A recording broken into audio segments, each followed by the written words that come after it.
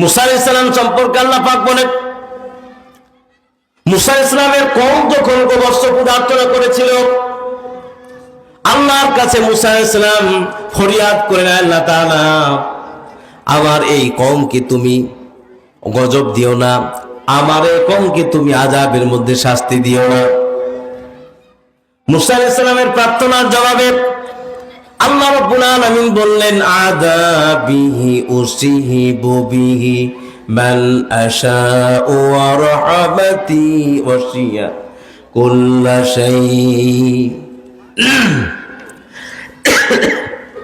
আমার আযাব সকলের জন্য পরিব্যাপ্ত পরিবেষ্টিত আছে, তবে হ্যাঁ মাফ করতে পারি একটা শর্তে। শর্তটা হলো এই, আল্লাহ পাক পরবর্তী আয়াতে বলে দিলেন, আল্লাহ পাক বলে দিলেন, ফাসাতুবুহা লিল্লাযীনা ইয়াত্তাকুনা ওয়া ইউতুনাজ যাকাতা ওয়াল্লাযীনা হুম বিআয়াতিনা ইউমিনুন।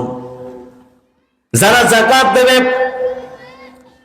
যারা আমার রাস্তায় দান সদকা করবে, যাকাত দেবে, আমি আল্লাহ রাব্বুল আলামিন, হে মুসা তোমার কওম গোবর্ষ পূজা অর্চনা করেছিল, তোমার কওমের সমস্ত লোককে আমি আল্লাহ রাব্বুল আলামিন ক্ষমা করে দেব।